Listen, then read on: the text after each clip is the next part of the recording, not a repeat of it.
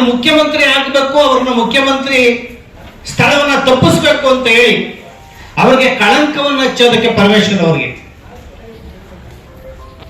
ಇಡೀ ರಾಜಕೀಯವನ್ನ ಗೊಂದಲದಲ್ಲಿ ಮುಳುಗಿಸೋದಕ್ಕೆ ಇವತ್ತು ಇಡೀ ದಾಳಿಯನ್ನ ಮಾಡಕ್ ಹೊರಟಿದ್ದಾರೆ. ಮುಂದೆ ಯಾವ ದಾಳಿ ಮಾಡ್ತೀರಪ್ಪ? ಈಗ ಅಲ್ಲಿ ಇನ್ಕಮ್ ಟ್ಯಾಕ್ಸ್ ಆಯ್ತು. ಇನ್ಕಮ್ ಟ್ಯಾಕ್ಸ್ ನಲ್ಲಿ ಅವರು ಸಚ್ಚಾರಿತ್ರ ಮತ್ತು ಪಾರದರ್ಶಕ ಸಂಸ್ಥೆಗಳನ್ನು ನಡೆಸ್ತಾರೆ ಅಂತ ಆಯ್ತು. ಈಗ ಇಡೀ ದಾಳಿಯನ್ನು ಮಾಡಕ್ ಹೊರಟಿದ್ದೀರಿ. ಈ ತರ ದಾಳಿಗಳನ್ನು ಮಾಡೋದ್ರ ಮೂಲಕ ಇಡೀ ಬಹುಜನರನ್ನ, ದಲಿತರನ್ನ ತುಳಿಯುವಂತ ಕೆಲಸವನ್ನ, ನಾವು ತಲೆ ಎತ್ತಂಗ್ ಮಾಡುವಂತ ಕೆಲಸಗಳನ್ನ ನೀವು ಮಾಡ್ತಾ ಇದ್ದೀರಿ. ಇದಕ್ಕೆಲ್ಲ ಜಗ್ಗಲಿಲ್ಲ. ನಾವು ಈಗಾಗಲೇ ಅನೇಕ 40ಕ್ಕೂ ಹೆಚ್ಚು ದಲಿತ ಸಂಘಟನೆಗಳು, ರಾಜ್ಯಾಧ್ಯಕ್ಷರುಗಳು ಇಲ್ಲಿ ಹಾಜರಿದ್ದೇವೆ. ಎಂತಹ ಸಂದರ್ಭ ಬಂದರೂ ಕೂಡ ಡಾಕ್ಟರ್ ಜಿ ಪರಮೇಶ್ವರ್ ಅವರ ಬೆನ್ನಿಗೆ ನಾವು ನಿಲ್ತೇವೆ. ಇತ್ತೀಚಿನ ದಿನಗಳಲ್ಲಿ ಪ್ರಿಯಾಂಕ್ ಖರ್ಗೆ ಅವರು ಮತ್ತೆ ಚಲವಾದಿ ನಾರಾಯಣಸ್ವಾಮಿ ಅವರು ಎತ್ಕಟ್ಟಿ ಅವರಿಬ್ಬರನ್ನು ತುಳಿಯುವಂತ ಷಡ್ಯಂತ್ರವನ್ನು ಮಾಡ್ತಾ ಇದ್ದೀರಿ. ಈಗಾಗಲೇ ಪರಮೇಶ್ವರ್ ಅವರು ತುಳಿಯುವಂತ ಷಡ್ಯಂತ್ರವನ್ನು ಮಾಡ್ತಾ ಇದ್ದೀರಿ. ಈ ರೀತಿ ಅನೇಕ ರಾಜಕೀಯ ಷಡ್ಯಂತ್ರವನ್ನು ಮಾಡ್ಕೊಂಡು ಹೋಗೋದಕ್ಕೆ ನಾವು ಇದಕ್ಕೆಲ್ಲ ಯಾವುದೇ ಸೊಪ್ಪು ಹಾಕೋದಿಲ್ಲ. ನಾವೆಲ್ಲ ಒಗ್ಗಟ್ಟಾಗಿದ್ದೇವೆ. ದಲಿತರಲ್ಲಿ ಯಾರು ಕೂಡ ಒಡೆದೋಗಿಲ್ಲ. ನಾವೆಲ್ಲರೂ ಚಿತ್ರರಾಗಿದ್ದಾರೆ. ದಲಿತರೆಲ್ಲ ಅವರನ್ನ ಮೂರ್ತಿ ರಾಜಕೀಯವಾಗಿ ತುಳಿತಾ ಇದ್ದೇವೆ, ಸಂಘಟನಾತ್ಮಕವಾಗಿ ವಿಭಜನೆ ಮಾಡಿದ್ದೇವೆ ಅನ್ನೋದಂತ ಏನು ನಿಮ್ಮ ಪಿತೂರಿಗಳಿದೆ. ನಾವೇನು ಒಡೆದಿಲ್ಲ, ನಾವೆಲ್ಲ ಒಗ್ಗಟ್ಟಾಗಿದ್ದೇವೆ. ಬಾಬಾ ಸಾಹೇಬ್ ಅಂಬೇಡ್ಕರ್ ತತ್ವ ಸಿದ್ಧಾಂತದಲ್ಲಿ ಸಮಷ್ಟಿಯಾಗಿದ್ದಾರೆ ಅಂತ ಈ ಮೂಲಕ ತೋರಿಸೋದ್ರ ಮೂಲಕ ಇದನ್ನ ಮುಂದೆ ಹೋರಾಟ ಮಾಡ್ತೇವೆ. ಜೊತೆಗೆ ರಾಜ್ಯಪಾಲರಿಗೆ ಮನವಿಯನ್ನು ಕೊಡ್ತೇವೆ, ರಾಷ್ಟ್ರಪತಿ ಮನವಿಯನ್ನು ಕೊಡ್ತೇವೆ, ರಾಜ್ಯದ ಹೋರಾಟ ಮಾಡ್ತೇವೆ ಅನ್ನೋ ಮಾತನ್ನ ಈ ಮೂಲಕ ಈ ಮೆಸೇಜ್ ಆಗಿ ನಿಮ್ಗೆ ಕೊಡ್ತಾ ಇದ್ದೇವೆ ಅನ್ನೋ ಮಾತನ್ನ ಹೇಳಿ ನಾನು ಮಾತು ಮುಗಿಸ್ತಾ ಇದ್ದೇನೆ. ನಮಸ್ಕಾರ. ಸೇರಿರ್ತಕ್ಕಂಥ ಎಲ್ಲ ದಲಿತ ಚಳುವಳಿಯ ಹಿರಿಯ ಮುಖಂಡರು, ಹೋರಾಟಗಾರರೇ, ಬಂಧುಗಳೇ, ಈಗಾಗಲೇ ಎನ್ಮೂರ್ತಿ ಮತ್ತೆ ಕಾಂಗ್ರೆಸ್, ವಿಶೇಷವಾಗಿ ಕಾಂಗ್ರೆಸ್ ಪಕ್ಷ ಏನಿದೆ, ಇದು ಇವತ್ತಿನ ವಿಚಾರ ಅಲ್ಲ. ಅದು 1936ರಲ್ಲಿ ಡಾಕ್ಟರ್ ಬಾಬಾ ಸಾಹೇಬ್ ಅಂಬೇಡ್ಕರ್ ಅವರು ಇಂಡಿಪೆಂಡೆಂಟ್ ಲೇಬರ್ ಪಾರ್ಟಿ ಕಟ್ಟಿದಂಥ ಸಂದರ್ಭದಲ್ಲಿ, ಮೊದಲನೇ ಚುನಾವಣೆಗಳು 1937ರಲ್ಲಿ ನಡೆದಂಥ ಸಂದರ್ಭದಲ್ಲಿ ಕಾಂಗ್ರೆಸ್ನವರು ಬಾಬಾ ಸಾಹೇಬ್ ಅಂಬೇಡ್ಕರ್ ಅವರ ವಿರುದ್ಧ ಕ್ಯಾಂಡಿಡೇಟ್ಗಳು ಹಾಕೋದಿಲ್ಲ ಅಂತ ಹೇಳಿ ಎಲ್ಲಾ ಕಡೆ ಕ್ಯಾಂಡಿಡೇಟ್ಗಳನ್ನ ಹಾಕ್ತಾರೆ. ಆದ್ರೂ ಅಂಬೇಡ್ಕರ್ ಅವರ ಪಾರ್ಟಿ 1952ರಲ್ಲಿ ಬಾಬಾ ಸಾಹೇಬ್ ಅಂಬೇಡ್ಕರ್ ಅವರ ವಿರುದ್ಧ ಅಭ್ಯರ್ಥಿಗಳು ಅಂದ್ರೆ ಈ ವ್ಯವಸ್ಥಿತವಾಗಿ ಈ SC STಗಳು OBCಗಳು ನಾವೇನಿದ್ದೀರಿ, ನಾವು ಅನ್ಕೊಂಡಿದ್ದೀರಿ, ಭ್ರಮೆಯಲ್ಲಿ ನಾವು ಬದುಕ್ತಾ ಇದ್ದೀರಿ. ಕಾಂಗ್ರೆಸ್ ನಮ್ಮ ಪರವಾಗಿದೆ, ನಮ್ಮನ್ನ ಉದ್ಧಾರ ಮಾಡ್ತಾರೆ ಅಂತ. ಮಲ್ಲಿಕಾರ್ಜುನ ಖರ್ಗೆ 2013ರಲ್ಲಿ ಮುಖ್ಯಮಂತ್ರಿ ಆಗ್ಬೇಕಾಗಿತ್ತು, ಇನ್ನೇನು ಆಗ್ತಾರೆ ಅನ್ಕೊಂಡಿದ್ರೆ SN ಕೃಷ್ಣ ಅವ್ರನ್ನ ಕರ್ಕೊಂಡ್ ಬಂದಿತ್ತು. ಮತ್ತೆ ಮೊನ್ನೆ ಈಗ ಎಲ್ಲರಿಗೂ ಗೊತ್ತಿರೋದು, ಕೊಟ್ಟು ಪರಮೇಶ್ವರ್ ಅವ್ರನ್ನ ಬೇಕು ಅಂತ ಸೋಲಿಸಿ ಮತ್ತೆ ಅವರು ಮುಖ್ಯಮಂತ್ರಿ ಆಗದಿದ್ದಂಗೆ ತಡೆದ್ರು. ಅಲ್ಲಿ ಖರ್ಗೆ ಅವ್ರನ್ನ ತಡೆದ್ರು, ಡೆಲ್ಲಿಗೆ ಹೋಗಪ್ಪ ಅಂದ್ರು.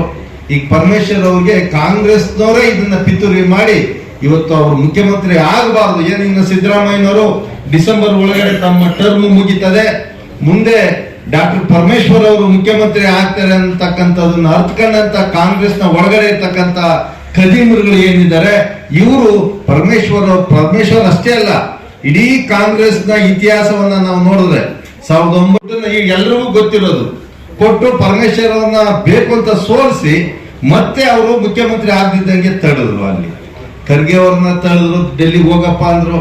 ಈಗ ಪರಮೇಶ್ವರ್ ಅವ್ರಿಗೆ ಕಾಂಗ್ರೆಸ್ನವರೇ ಇದನ್ನ ಪಿತೂರಿ ಮಾಡಿ ಇವತ್ತು ಅವರು ಮುಖ್ಯಮಂತ್ರಿ ಆಗಬಾರ್ದು. ಏನಿನ್ನ ಸಿದ್ದರಾಮಯ್ಯನವರು ಡಿಸೆಂಬರ್ ಒಳಗಡೆ ತಮ್ಮ ಟರ್ಮ್ ಮುಗಿತದೆ, ಮುಂದೆ ಡಾಕ್ಟರ್ ಪರಮೇಶ್ವರ್ ಅವರು ಮುಖ್ಯಮಂತ್ರಿ ಆಗ್ತಾರೆ ಅಂತಕ್ಕಂಥದನ್ನ ಅರ್ಥಕೊಂಡಂತ ಕಾಂಗ್ರೆಸ್ನ ಒಳಗಡೆ ಇರ್ತಕ್ಕಂಥ ಖದೀಮರುಗಳು ಏನಿದ್ದಾರೆ, ಇವರು ಪರಮೇಶ್ವರ್ ಅಷ್ಟೇ ಅಲ್ಲ, ಇಡೀ ಕಾಂಗ್ರೆಸ್ನ ಇತಿಹಾಸವನ್ನ ನಾವು ನೋಡಿದ್ರೆ 1900 ಮುಖ್ಯಮಂತ್ರಿ ಆಗೋಗ್ತಾರೆ ಅಂತಕ್ಕಂಥ ಆತಂಕದಲ್ಲಿ ಎಲ್ಲ ವಿಚಾರಗಳನ್ನ, ದುಬೈನಿಂದ ಯಾರು ಬರ್ತಾ ಇದ್ದಾರೆ, ಯಾವ ಫ್ಲೈಟ್ ಅಲ್ಲಿ ಬರ್ತಾ ಇದ್ದಾರೆ, ಇಲ್ಲಿ ಎಷ್ಟೊತ್ತಿಗೆ ಇಳಿತಾರೆ, ಅವರೇ 20 ಲಕ್ಷ ಟ್ರಾನ್ಸ್ಫರ್ ಆಗಿದ್ದಾರೆ ಅಂತಕ್ಕಂಥ ಮಾಹಿತಿಯನ್ನ ಕಾಂಗ್ರೆಸ್ನ ಪ್ರಮುಖ ನಾಯಕರೇ ED ಅವರಿಗೆ ಕೊಟ್ಟು ಪರಮೇಶ್ವರ್ ಅವ್ರನ್ನ ಮಟ್ಟ ಹಾಕಬೇಕು, ಆ ಮುಖಾಂತರ ಮುಖ್ಯಮಂತ್ರಿ ಸ್ಥಾನ ಈ ಅಸ್ಪೃಶ್ಯ ಸಮುದಾಯಗಳಿಗೆ ಸಿಗಬಾರದು ಅಂತಕ್ಕಂಥ ಬಹುದೊಡ್ಡ ಪಿತೂರಿಯನ್ನ ಇವತ್ತು ಮಾಡ್ತಾ ಇದ್ದಾರೆ. ಎರಡನೇದಾಗಿ ಬಿಜೆಪಿಯಲ್ಲೂ ಅಷ್ಟೇ, ಕಾರಜೋಳ ಹಾಕ್ಬೇಕು ಅನ್ನುವಾಗ ಕಾರಜೋಳಿಗೆ ವಿಶೇಷವಾಗಿ ಏನು ಶೋಷಿತ ಸಮುದಾಯಗಳಿದೆ ನಾವೆಲ್ಲರೂ ಅವರ ಪರವಾಗಿ ನಿಂತು ಕೆಲಸ ಮಾಡ್ತೀವಿ ಅಂತ ಹೇಳಿ ಈ ಸಂದರ್ಭದಲ್ಲಿ ನಾವು ಹೇಳ್ತಾನೆ, ಕರ್ನಾಟಕ ದಲಿತ ಸಂಘರ್ಷ ಸಮಿತಿ ಭೀಮವಾದ ಮತ್ತು ರಿಪಬ್ಲಿಕನ್ ಪಾರ್ಟಿ ಆಫ್ ಇಂಡಿಯಾ ಸಂಪೂರ್ಣವಾಗಿ ಅವ್ರ ಜೊತೆಯಲ್ಲಿ ಇರ್ತೀರಿ ಅಂತಕ್ಕಂಥ ಮಾತನ್ನು ಈ ಸಂದರ್ಭದಲ್ಲಿ ನಾನು ಹೇಳ್ತಾನೆ ನನ್ನ ಮಾತುಗಳನ್ನು ಮುಗಿಸ್ತೀನಿ. ನಮಸ್ಕಾರ. ಪರಮೇಶ್ವರ್ ಅವರು ಮುಖ್ಯಮಂತ್ರಿ ಸ್ಥಾನಕ್ಕೆ ಅರ್ಹರಿದ್ದಾರೆ ಎನ್ನುವ ಒಂದು ಮುನ್ಸೂಚನೆ ಕಂಡಾಗ ಈ ಒಂದು ಪಿತೂರಿಯನ್ನು ನಡೆಸಿದ್ದಾರೆ. ಅವರು ಸ್ವಪಕ್ಷದವರೇ ಆಗಿರಲಿ ವಿಪಕ್ಷದವರೇ ಆಗಿರಲಿ, ಯಾರ್ಯಾರು ಮುಂದಿನ ದಿನದಲ್ಲಿ ಇಡೀ ರಾಜ್ಯದ ದಲಿತ ಸಮುದಾಯ ಪಕ್ಷಾತೀತವಾಗಿ ಒಟ್ಟಿಗೆ ಸೇರಿ ನಾವು ಅದರ ವಿರುದ್ಧ ಯಾರು ಪಿತೂರಿ ನಡೆಸಿದ್ದಾರೆ ಮುಂದಿನ ದಿನಗಳಲ್ಲಿ ಅವರಿಗೆ ತಕ್ಕ ಪಾಠನ ಕಲಿಸ್ತೀವಿ ಅಂತ ಈ ಮುಖಾಂತರ ಹೇಳ್ತಾ, ಈ ವೇದಿಕೆ ಮುಖಾಂತರ 40 ಜನ ಇಲ್ಲಿ ರಾಜ್ಯಾಧ್ಯಕ್ಷಗಳು ಹೋರಾಟಗಾರರು ಸೇರಿದ್ದೀವಿ. ಡಾಕ್ಟರ್ ಜಿ ಪರಮೇಶ್ವರ್ ಸಾಹೇಬ್ರಿಗೆ ನಾವು ನಿಮ್ ಜೊತೆ ಏನು ಬಾಬಾ ಸಾಹೇಬ್ರ ಅನುಗ್ರಹದಿಂದ ಕಟ್ಟಿದಂತ ಸಿದ್ಧಾರ್ಥ ಸಂಸ್ಥೆ ನಿಮ್ಮ ಜೊತೆ ನಾವು ಎಲ್ಲಾ ರೀತಿಯ ತ್ಯಾಗಕ್ಕೂ ಕೂಡ ನಿಮ್ ಜೊತೆ ಇರ್ತೀವಿ ಅಂತ ಈ ಸಂದರ್ಭದಲ್ಲಿ ಹೇಳ್ತಾ, ಸಾಹೇಬ್ರಿಗೆ ಯಾರು ಈ ಪಿತೂರಿನ ನಮ್ಮ ಸಮುದಾಯದ ವಿರುದ್ಧ ಯಾರೇ ಮಾಡಿರ್ಲಿ, ಯಾವುದೇ ಪಕ್ಷದವ್ರು ಮಾಡಿರ್ಲಿ, ಅದಕ್ಕೆ ವಿರುದ್ಧವಾಗಿ ನಾವು ನಿಲ್ತೀವಿ ಅಂತ ಈ ಸಂದರ್ಭದಲ್ಲಿ ಹೇಳ್ತಾ ಈ ಸಭೆಗೆ ಕರೆದು ಮಾತಾಡ್ಲಿಕ್ಕೆ ಕೊಟ್ಟದನ್ನ ಎಲ್ಲ ಹಿರಿಯರಿಗುಣಿಸಿ ನನ್ನ ಮಾತು ಮುಗಿಸ್ತೇನೆ. ಸ್ವತಂತ್ರ ಬಂದು 78 ವರ್ಷ ಆಗಿದೆ, ಸಂವಿಧಾನ ಬಂದು 75 ವರ್ಷ ಆಗಿದೆ. ಈ ತಳ ಸಮುದಾಯದವರು ಸಾವಿರಾರು ವರ್ಷಗಳಿಂದ ಅಕ್ಷರದಿಂದ ವಂಚಿತರಾದಂತ ಸಮುದಾಯದವರು ಈಗ ಹೊರಗಡೆ ಬರ್ತಾ ಇದ್ದಾರೆ. ನನಗೆ ಹಂಗ್ ನೋಡಿದ್ರೆ CFL ಬೆಳಕಿಗೆ ಇನ್ನೂ ಬಂದಿಲ್ಲ, ಮಿಂಚುಳು ಬೆಳಕೆಯಲ್ಲಿದ್ದಾರೆ, ಅಥವಾ ದೇವಸ್ಥಾನದ ಇನ್ನೂ ಆಚೆ ನಿಂತಿದ್ದಾರೆ, ಗರ್ಭಗುಡಿಗೆ ಹೋಗೇ ಇಲ್ಲ. ಆಗ್ಲೇನೆ ಇವರ ತಡೆಯುವಂತ ಷಡ್ಯಂತ್ರ ಮಾಡುವಂತ ಜಾತಿ ವ್ಯವಸ್ಥೆನ ನಾವು ಧಿಕ್ಕರಿಸಬೇಕಾಗಿದೆ. ಈ ಹಿನ್ನೆಲೆಯಲ್ಲಿ ಪರಮೇಶ್ವರ್ ಸಾಹೇಬ್ರ ಬಗ್ಗೆ ಎಲ್ಲ ಮಾತಾಡಿದ್ರೆ ನಿಮ್ಗೆ ಗೊತ್ತಿದೆ. ಇವತ್ತು ನಾಡು ಕಂಡಂತ ಸಜ್ಜನ ರಾಜಕಾರಣಿ ಭಾಷೆ ಗೊತ್ತಾಗುತ್ತದು. ಏಕೆಂದ್ರೆ ಅವರು ರಾಜಕಾರಣ ಮಾಡಿದ್ರೆ ರಾಜಕಾರಣಿ ಆದವರಲ್ಲ. ಅವರು ಸಮಾಜದಲ್ಲಿ ಒಂದು ಪರಿವರ್ತನೆ ಆಗ್ಬೇಕು, ಎಲ್ಲ ಜಾತಿ ಧರ್ಮದ ಜನರ ಸಮನ್ವಯತೆ ಇರಬೇಕು ಅಂತೇಳಿ ಆ ಮನುಷ್ಯರು ಪೀಸೋ ಸಮಾಜ ಬಯಸುವಂತ ಫ್ಯಾಮಿಲಿಯವರು.